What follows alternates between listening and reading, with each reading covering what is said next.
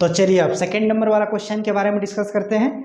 Exercise 5.2 का question number 2 का second number के बारे में। ठीक है, सेकेंड नंबर में क्या दिया है, -3 -1/2 2 कॉमा डॉट डॉट डॉट का 11वां पद ज्ञात कीजिए। मतलब 11वां पद आपको क्या करना पड़ेगा, निकालना पड़ेगा। इस एपी का जो पहला पद दिया है, पहला पद कितना है, -3 है, यानी ए इक्वल टू आपका कितना दिया है, ए इक्वल टू आपका -3।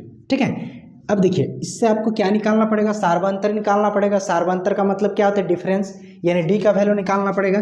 तो डी इक्वल टू फार्मूला क्या होता है, A2 - A1। A2 A1 लिखेंगे कैसे, कौन टू A2 है, कौन टू A1 है, इसको जानना सबसे बड़ी बात है। तो देखिए फर्स्ट वाला जो होता है इसको A1 बोला जाता है, सेकंड वाला क्या बोला जाता है, A2, और ये थर्ड में दिया है तो ये A3। ठीक है, इस प्रकार से जाते रहेंगे तो A11 मतलब A11वां पद कितना आएगा आपको क्या करना पड़ेगा, बताना पड़ेगा। ठीक है, तो अब देखिए A2 आपका, ये आपका 3 क्या है, आपका A1 है, 1/2 आपका क्या है, A2 है। ठीक है, तो आपका D इक्वल टू A2 कितना दिया है, -1/2। ठीक है, उसके बाद अगर बात करेंगे तो A1 कितना दिया, -3। अब देखिए ये वाला माइनस और ये फार्मूला में माइनस, ये वाला माइनस और फार्मूला वाला माइनस, माइनस माइनस क्या होगा आपका प्लस। सबसे बड़ा स्टूडेंट यहीं पे मिस्टेक कर देता है, माइनस लिख देता है, जो आपको इस प्रकार की मिस्टेक नहीं करना पड़ेगा, जो हम आपको बता रहे हैं। ठीक है, तो माइनस माइनस क्या होगा प्लस, कितना है 3। अब देखिए 3 के नीचे कुछ नहीं है तो इसका नीचे हम 1 मान सकते हैं कि नहीं, इसलिए माने क्योंकि इसका भी नीचे कुछ है। अब देखिए ये माइनस में ये प्लस में, दोनों को भिन्न घटाव कर देना है।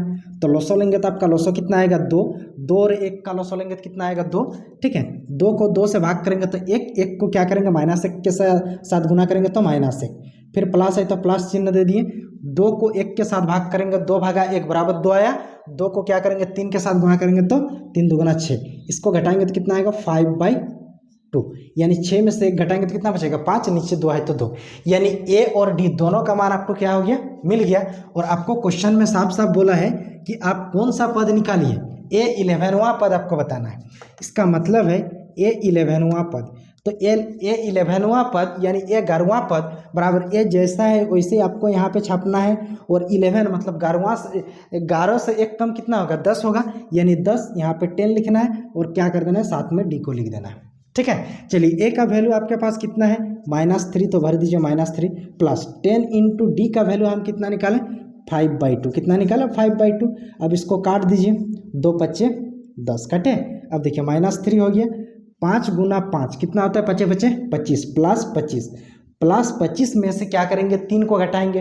25 में से 3 घटाएंगे तो आपका बचेगा कितना, 25 में से 3 घटाएंगे तो आपका बचेगा कितना, 22 बचेगा।